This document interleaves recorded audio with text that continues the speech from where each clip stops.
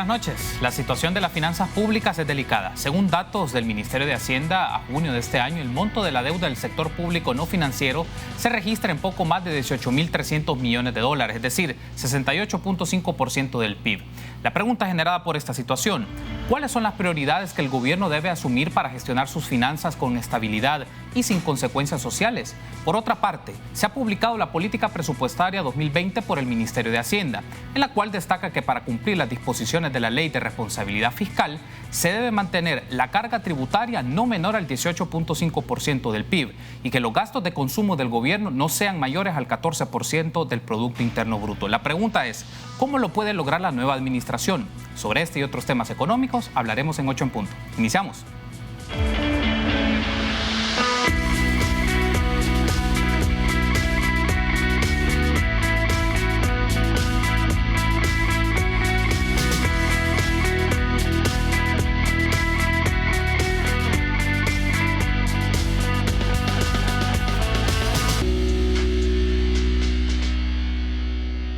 Muy buenas noches, qué gusto que nos acompañe en una nueva edición de 8 en punto. Les saluda Carlos Monterroso, es un agrado que esté con nosotros. Estamos este miércoles 14 de agosto, lo vamos a dedicar para hablar de las finanzas públicas y el estado de la economía nacional e internacional. Y tenemos un invitado de lujo, es un gusto para mí recibir a Mauricio Echusí, economista y expresidente del Banco Central de Reserva, que nos acompaña esta noche. Bienvenido, Mauricio, qué gusto que esté con nosotros en este set. Muy buenas noches, es un gusto estar aquí con ustedes y contigo, Carlos, en esta nueva fase de programas de 8 en punto. Gracias a usted por tomar la invitación. Tenemos muchos elementos que discutir y abordar sobre las finanzas públicas, sobre la emisión de bonos, la política presupuestaria y otros aspectos. Pero antes, les invito a que veamos la siguiente nota introductoria. El presupuesto general de la Nación 2020 es un tema que mantiene a la expectativa a todos los sectores. El ministro de Hacienda dijo que han enfocado sus esfuerzos en la creación de este proyecto, el cual va en rumbo a un presupuesto por resultados. Comenzamos con 3 reuniones diarias con la comisionada jefe de gabinete y las carteras de Estado para revisar los presupuestos. Y les hemos dicho, miren, olvídense de la forma de hacer presupuestos que teníamos, tomen su presupuesto, vean el monto y digan cuáles son los programas que van a hacer. Nelson Fuentes destacó que lo harán de manera que se reduzca significativamente el plan de gastos. El presupuesto de 2019 tiene una cifra de deuda de más o menos 800 millones que había que pagar en el bono que vamos a pagar en el mes de diciembre. Entonces, esa cifra de endeudamiento, digamos, no la vamos a tener en el año 2020 y por ende también puede haber una reducción del monto de presupuesto. Anteriormente, el titular del ramo informó sobre la colocación de bonos soberanos en el mercado internacional por 1.097 millones de dólares a 30 años plazo y a una tasa de interés del 7.13%. Esta ha sido una emisión histórica, la cual lleva la menor tasa en el plazo de 30 años. ¿Por qué? Porque han visto en El Salvador una estrategia de crecimiento basada en la seguridad, crecimiento de la economía a través de la inversión privada. El presidente del Banco Central de Reserva agregó que esta acción es beneficiosa para las finanzas del país, ya que será utilizado para la amortización del Eurobono 2019 por el monto de 800 millones de dólares. La colocación ha sido muy exitosa. Haber sobrepasado una relación de 5-1, o sea, 5 billones de dólares, cuando la colocación es de cerca de 1.2. El gobierno tiene hasta el 30 de septiembre para presentar el plan de gastos. Para 8 en punto, Alonso Castillo. Muy bien, ahí teníamos esa nota de Alonso Castillo que nos permite contextualizar la plática que tenemos esta noche con Mauricio Echusí. Queremos saludar a las personas que interactúan con nosotros a través de la transmisión de Facebook Live de Canal 33, como puede ver usted en pantalla, pero también para que lo haga a través de Twitter. @8 en punto es el espacio en esa red social para que nos emita sus preguntas, comentarios de los temas que vamos a estar hablando con nuestro invitado. En ese caso, Mauricio, tomando un poco la nota de contexto, aparece, según las declaraciones del ministro de Hacienda, el gobierno califica esta emisión de bonos de 1.097 millones de dólares a una tasa de interés del 7.12% a 30 años plazo como algo histórico. Es más, el ministro de Hacienda menciona que los acreedores han visto certeza en la estrategia de crecimiento de la economía a través de la inversión privada. ¿Usted comparte esta afirmación según lo ha presentado el gobierno? Yo creo que hay bastantes puntos favorables. En la emisión estuvo muy buena acogida Y parte del reflejo de esa buena acogida está en la tasa de interés que se ha pagado por esta emisión. Si nos ubicamos hace unos 4 o 5 meses, cuando hablábamos de que El Salvador iba a emitir bonos en los mercados internacionales, la tasa de la que se estaba hablando era probablemente arriba del 8%, un 8,20%, un 8,40%. Y yo creo que hay varios puntos que el mercado está viendo bien, además de lo que ha sucedido en el mercado internacional. Si partamos quizás de eso, en el mercado internacional las tasas de interés de los bonos ha estado cayendo sustancialmente a lo largo de los últimos meses, y en ese sentido todos los bonos de los países soberanos, incluyendo los bonos de los Estados Unidos, han bajado sus rendimientos porque el mercado ha estado demandando mucho los bonos, y cuando hay una demanda en los bonos, la tasa de interés baja.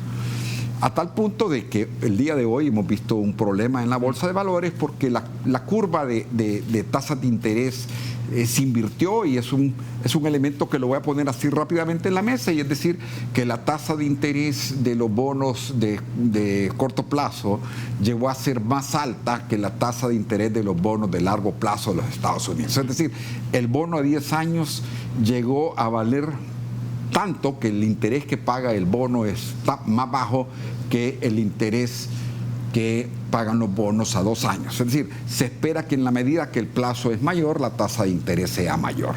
Y en este caso ha ocurrido lo contrario, y eso ha ocasionado un problema en la bolsa de valores. Entonces, hay pongámoslo así, un entorno en los mercados de capitales con relación a la tasa de interés que era favorable para la emisión, y parte del éxito estuvo en el timing. O sea, en ese sentido, el gobierno supo ubicar muy bien el timing para hacer la emisión. Probablemente los asesores funcionaron bastante bien, y el Ministerio de Hacienda y el Banco Central manejaron la emisión en una forma que permitió aprovechar esa baja de las tasas de interés. Pero también hay otros elementos que el mercado valora positivamente. Quizás el primero fue la reforma de pensiones. Después de que se logró la reforma de pensiones, que descargó mucho de ese costo en los cotizantes, ¿verdad? En las finanzas públicas, la relación deuda-PIB se ha tendido a estabilizar. Y hemos visto que hay por lo menos ya no estamos en una curva que nos iba a llevar a un 80% de endeudamiento en los próximos 10 años. Pero además de eso, el mercado también ha valorado muy bien el que tenemos un presupuesto real. Ya El Salvador, el último año, en el 2019, ya no tiene un presupuesto mentiroso. Parte de los problemas era que el anterior ministro de Hacienda gustaba mucho de hacer presupuestos mentirosos para no requerir el consenso de obtener los 56 votos, es decir, de no presentar un presupuesto que tuviera endeudamiento.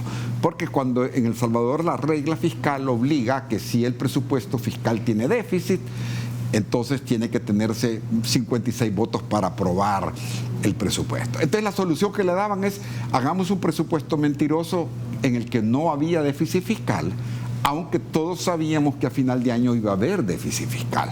Entonces esa pongámoslo, mejora en la forma de hacer el presupuesto, y el hecho de que los diputados han valorado el que tener un presupuesto que tiene déficit y que incluya su financiamiento, es lo que está siendo muy bien ponderado por los mercados internacionales, e incluso yo creo que los diputados y los salvadoreños tenemos que estar muy contentos de que ya no vivimos las angustias de un posible default en el corto plazo en El Salvador. Ese es uno de los aspectos que también quiero que abordemos en el siguiente segmento, Mauricio, incorporar un elemento más sobre los bonos y el tema del presupuesto 2020, que ahí se va a marcar un poco cuáles son las líneas estratégicas y claves del nuevo gobierno en su diseño de política presupuestaria en el campo de ingresos, gastos y prioridades. Regresamos.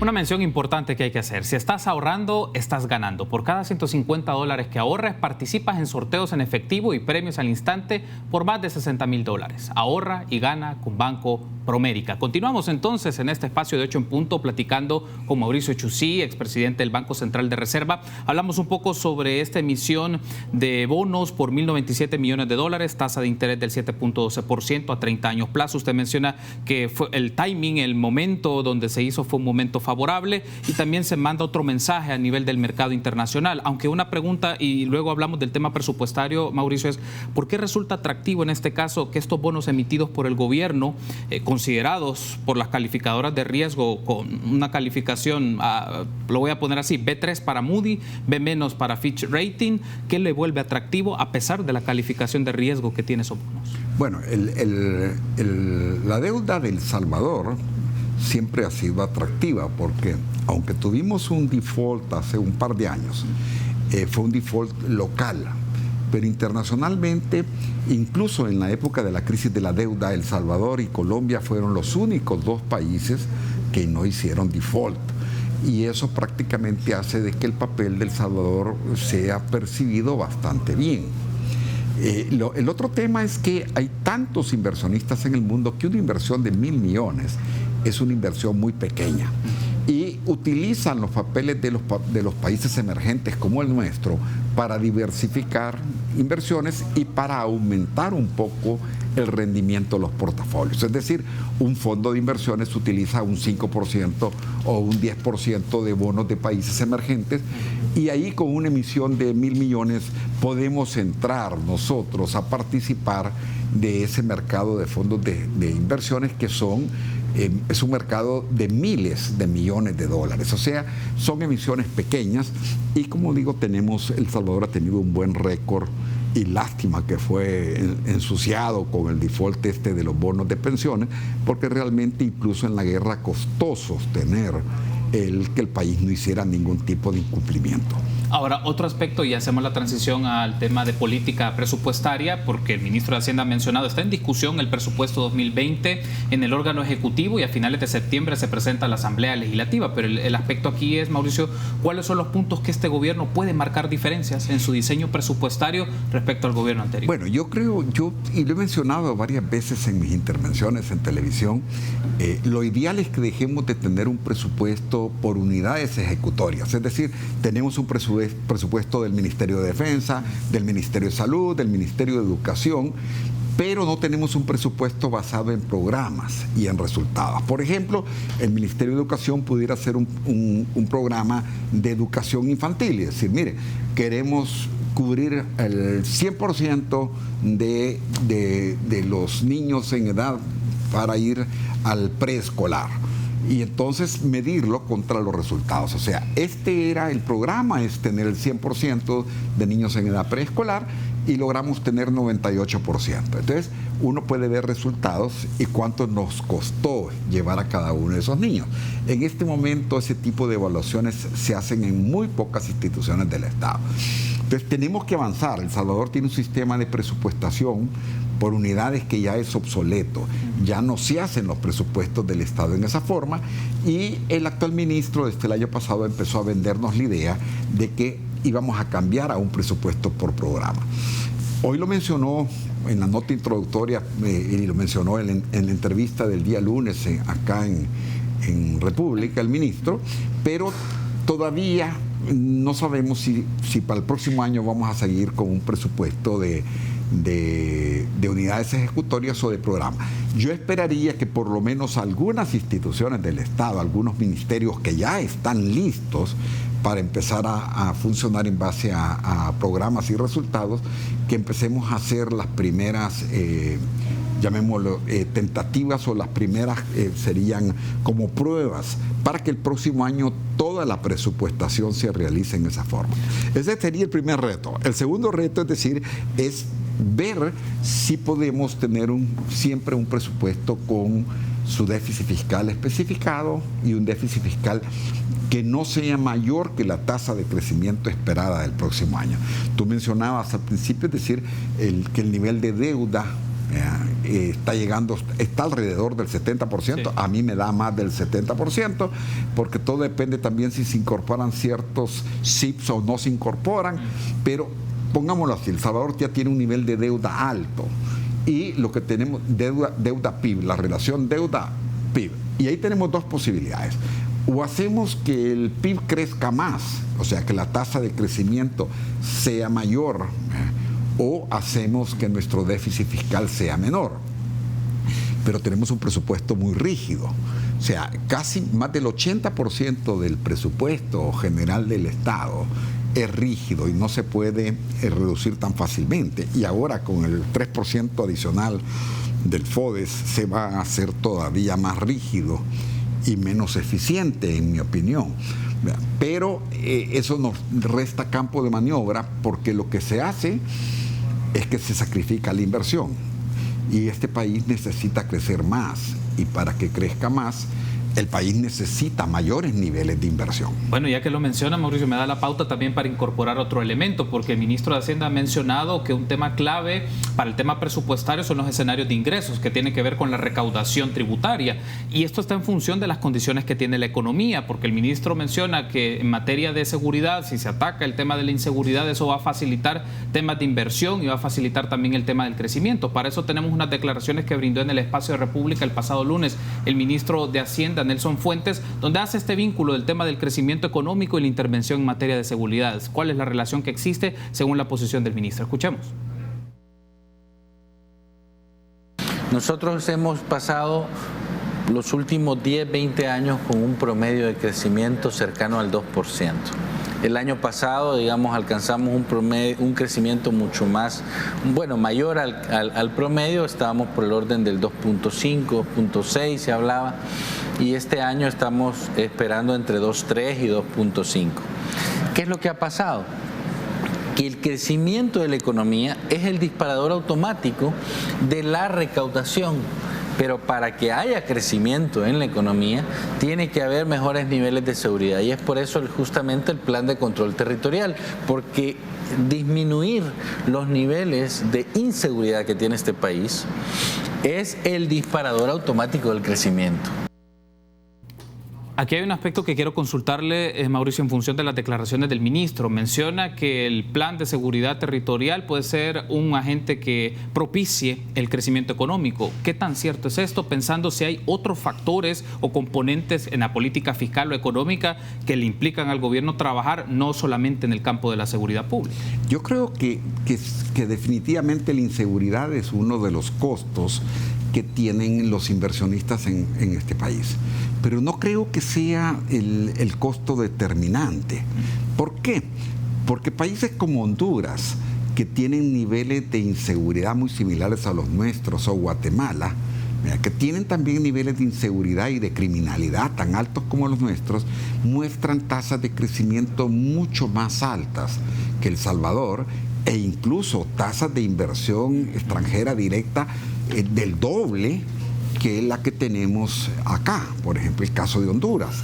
Nosotros recogemos 700 y pico millones de inversión extranjera directa, y Honduras recoge alrededor de 1.500 millones. Entonces, el problema no solo está en eso. Para mí, el tema de la seguridad y el énfasis que ha puesto este gobierno en el tema de seguridad es muy importante, porque es la necesidad más sentida de la población. Y yo creo que los gobiernos tienen que empezar por atender las demandas de los ciudadanos. O sea, si los ciudadanos sienten que antes de tener un empleo requieren seguridad, yo creo que el gobierno tiene la obligación de darles seguridad antes que darles empleo. Entonces, yo creo que eso es bien importante, porque uno, cuando ve las demandas ciudadanas en este país, los ciudadanos lo que queremos en primer lugar es que haya más seguridad ciudadana. En segundo lugar, queremos que el tema del crecimiento económico y del empleo esté en la mesa. Y en tercer lugar aparece el tema de la corrupción, curiosamente. Es decir, que antes estaba en el lugar 18º, ahora aparece como que la gente no quiere que se pierda dinero que se necesita para atender otras necesidades sociales. Pero es bien importante que arreglemos el tema de la seguridad, y yo en eso felicito al presidente por el énfasis que está poniendo en abordar como tema prioritario la seguridad. Detrás de eso vendrá el tema del crecimiento. Sí. Y yo creo que ese es el segundo tema, y ahí sí tenemos que preguntarnos por qué en El Salvador había tan poca inversión, a pesar de que había niveles similares de inseguridad que en los otros países. Y yo lo atribuyo a esa constante confrontación con el sector privado, a esa inseguridad que hemos sentido los empresarios, cuando el gobierno salía a decir que iban a aumentar un impuesto al patrimonio y a buscar la forma que iban a perseguir a los empresarios y a buscar la forma de estar creando zozobra en los medios empresariales. Tengo que hacer la pausa, Mauricio. Al regresar quiero que ampliemos un poco este tema de qué significa para este gobierno su relación con el sector privado, cuáles son las áreas de inversiones estratégicas y el tema de las pensiones. Es un tema que también está en discusión y es un reto que este nuevo gobierno asumirá en materia fiscal, pero también en materia de política social. Regresamos.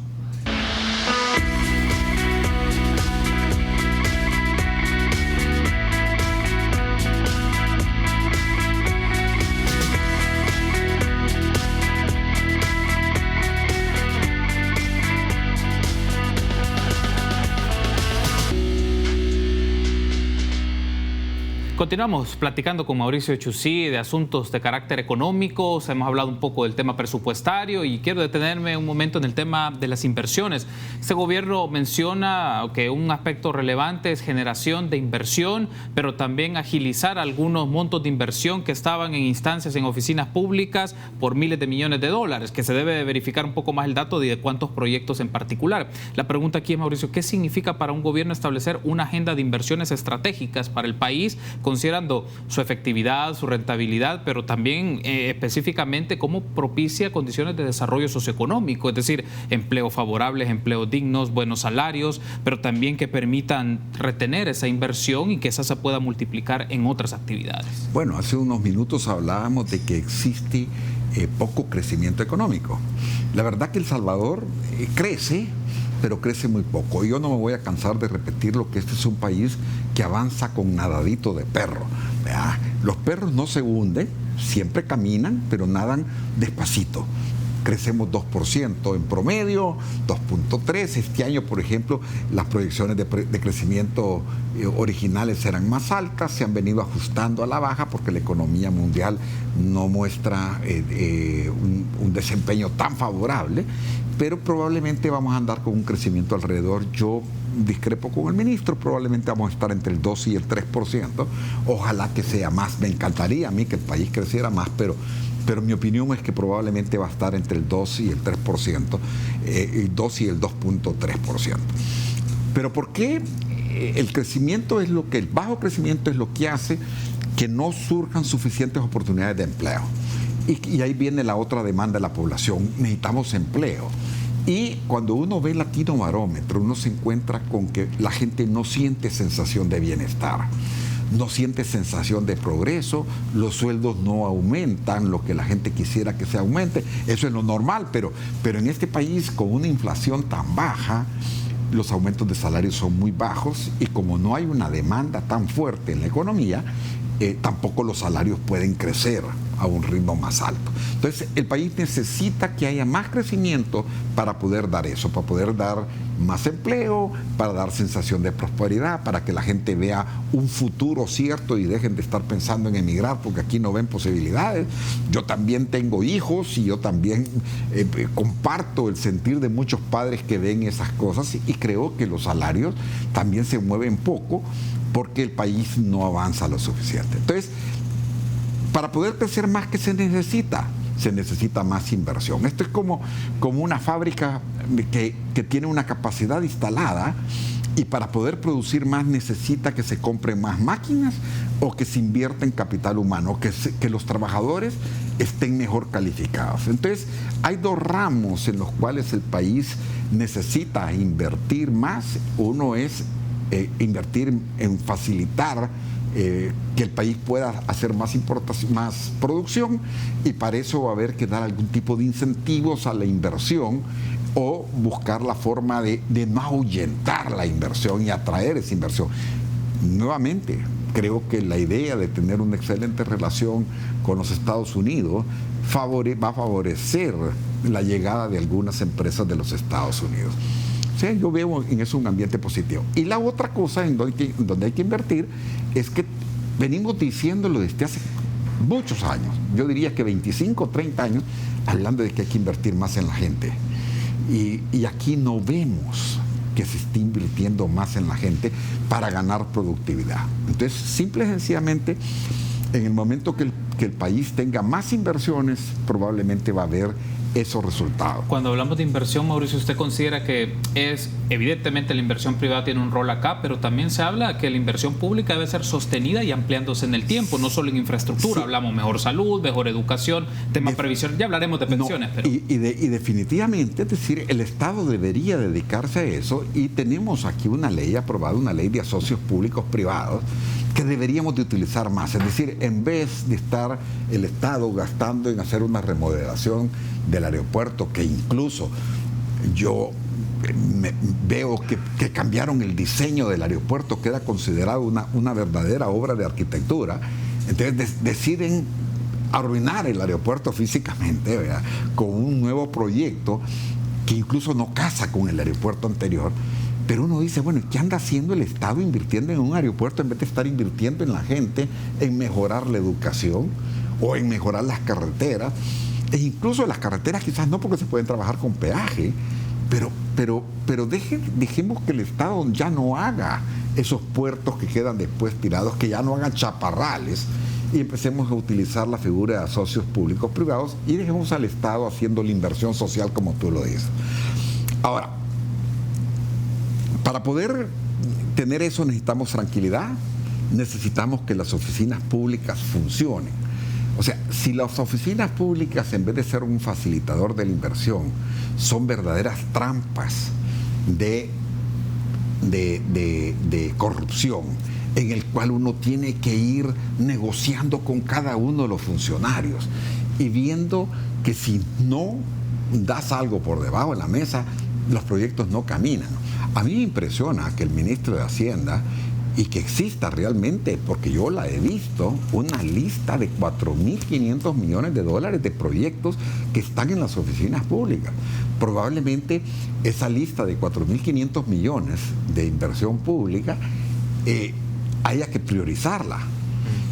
Pero qué duro es que el país necesita inversión, que la gente necesita empleo, y que el Estado, en vez de facilitar que eso ocurra, haya estado entorpeciendo la aprobación de todos esos proyectos.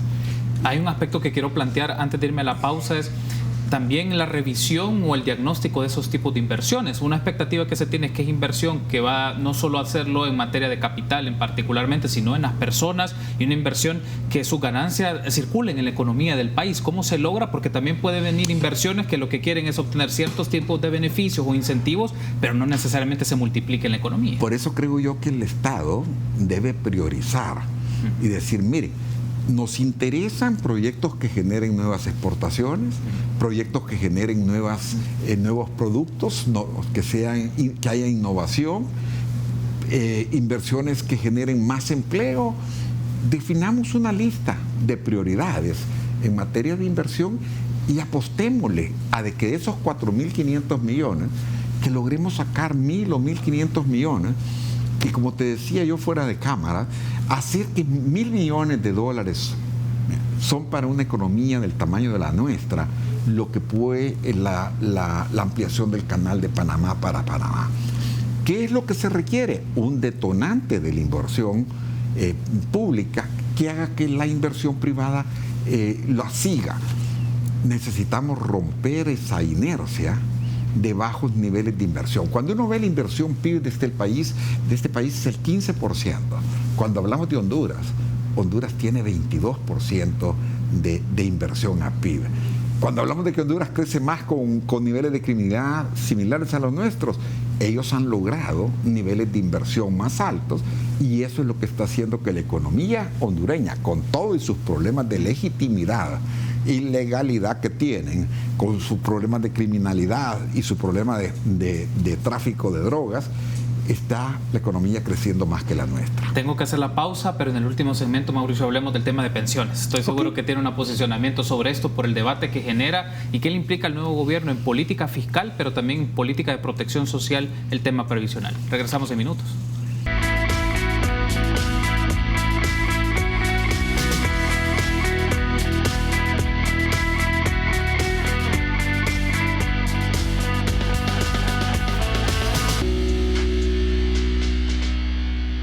Seguimos platicando con Mauricio Chusí, expresidente del Banco Central de Reserva. Hemos hablado de diferentes temas que tienen que ver con los bonos, que tienen que ver con la inversión, tienen que ver con el presupuesto 2020. Ahora hablemos del tema de pensiones. Quiero pedir a producción, nos pueden poner en pantalla unas declaraciones de Cecilia Suárez de una mesa por una pensión digna. Una organización que ha posicionado en agenda pública su punto de vista, pero sus demandas en concreto de hacer reformas transitorias al tema de pensiones en particular, porque les afecta. Escuchemos. Aquí nuestros economistas o los que han estado trabajando en propuestas hacia los diferentes gobiernos solo han visto solventar un problema de caja gubernamental, ¿verdad? Eso es lo primero. Lo segundo, no quieren tocar a las AFP y a lo mejor tendrán sentido, ¿verdad? Porque las AFP tienen acuerdos firmados legales, pero eso no evade la responsabilidad de un gobierno de darle estabilidad a una población que por muchísimos años ha brindado sus ingresos a través de los impuestos y que por ellos, por los impuestos, sobrevive un Estado. Bien, entonces esa es una parte de la postura o posicionamiento que tiene esta organización de una pensión digna, una mesa por una pensión digna. Es más, algunas organizaciones mencionan, Mauricio, que se valora el tema de retornar a un sistema público, particularmente otros grupos hablan de generar competencia de más AFP. ¿Cómo lo analiza usted en función de las condiciones y lo que significa también para la deuda del Estado el tema previsional? Bueno, yo creo que el tema de pensiones fue uno de los temas que influyó en el resultado electoral sin lugar a dudas. Yo creo que la gente quedó muy molesta y muy afectada de la reforma de pensiones de octubre del 2017. Se descargó el costo de la reforma en los cotizantes y yo no lo quiero decir con claridad, pero yo comparto quizás algunos de los puntos que mencionaba la señora en la nota introductoria, pero puede ser que esté fuera de contexto, así que no lo voy a respaldar totalmente, pero sí creo que el énfasis en solucionar el problema de caja estuvo presente en esa reforma.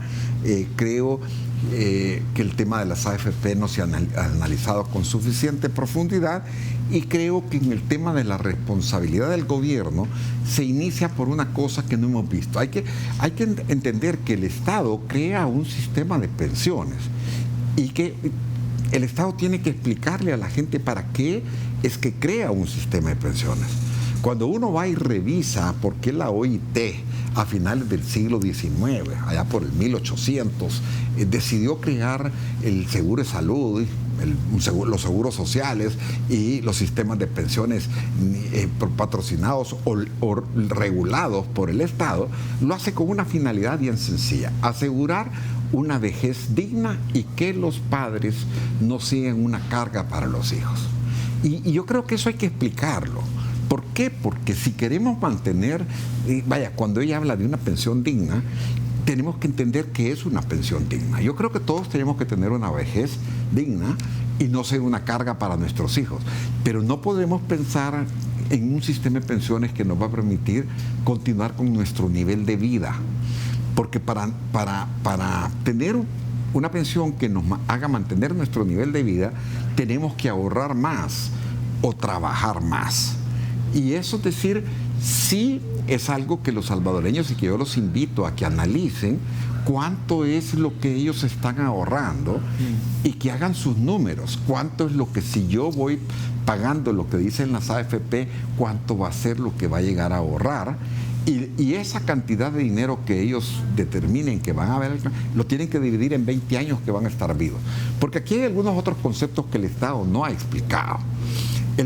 La esperanza de vida de un salvadoreño al nacer son 72 años.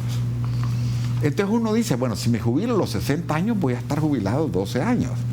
Pero las pensiones no se calculan así. El hombre que llega a cumplir 60 años, estadísticamente va a vivir hasta los 84 años, hasta los 82 años. Y la mujer que llega a los 55 años va a vivir hasta los 84 años. Entonces, una mujer va a estar jubilada casi 30 años. Entonces, para estar jubilada a 30 años, ¿cuánto tiene que ahorrar? Si va a estar cotizando 35 años, el 15% de su salario, ¿verdad?, que no espere tener el mismo salario, ¿verdad?, para los próximos 30 años, porque los números no le van a salir. En la ecuación, Mauricio, aparece del tema del sistema previsional, se menciona un poco el rol que tiene el Estado, el tema de la privatización, pero también un aspecto que aparece aquí o se ve o se percibe en el ambiente y la opinión de las personas es que han salido ganando más las AFPs que las personas. Bueno, ese es un tema que hay que analizarlo con profundidad. O sea, ¿cuánto cobran las AFP por manejar un portafolio del tamaño que manejan y el nivel de complejidad que hay? ¿Por qué? Porque también si las AFP solo invierten en títulos del Estado, no requieren un departamento de análisis de inversiones muy profundo. Pero para mejorar la rentabilidad, se requeriría que las AFP tengan un poco más de libertad en materia de la inversión. Pero hay un punto que sí creo donde hay un nivel de responsabilidad del Estado muy grave. Y es que durante 10 años, el Estado le pagó a los cotizantes una tasa de interés del 2% por sus ahorros, cuando los inversionistas le estaban pagando el 8.50. Y eso fue un atraco.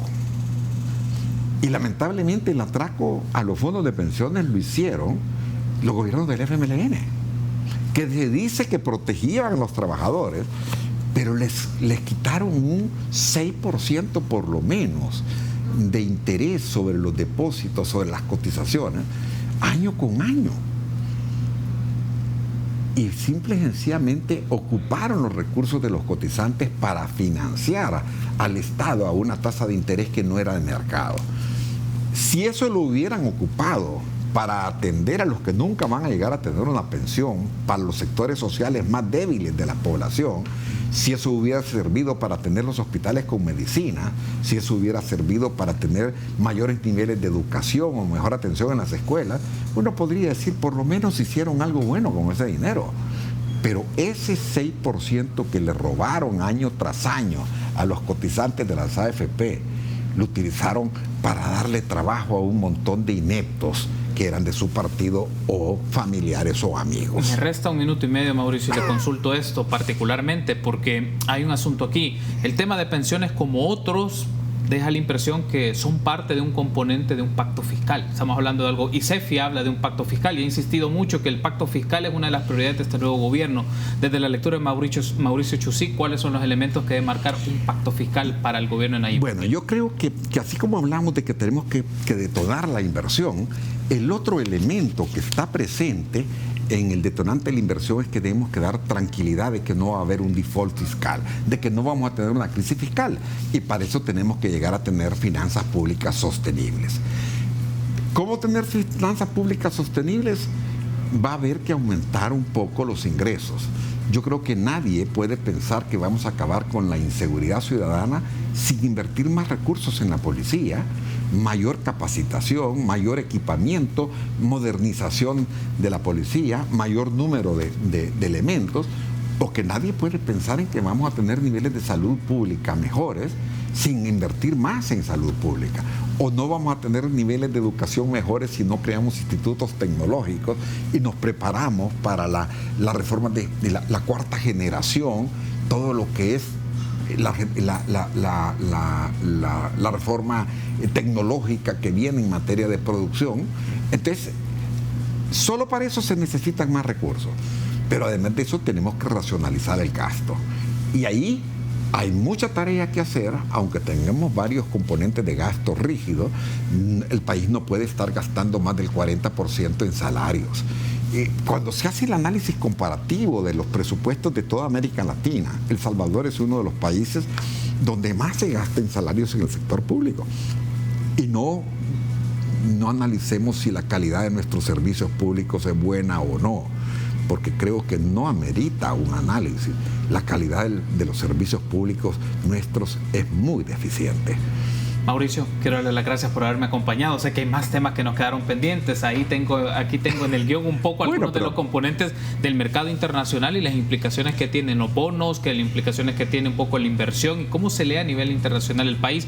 Pero me gustaría invitarlo dentro de unos días para que hagamos una lectura en función de algunas acciones de política pública, temas financieros, pero también temas de la economía, Mauricio. Gracias por haber estado conmigo. Va a ser un gusto, Carlos, y muy buenas noches a todos y gracias por acompañarnos esta noche. Gracias por habernos acompañado y estoy seguro que nos volveremos a encontrar. Y a ustedes también, amigos, gracias por haber estado en este espacio de Hecho Punto. Será hasta mañana.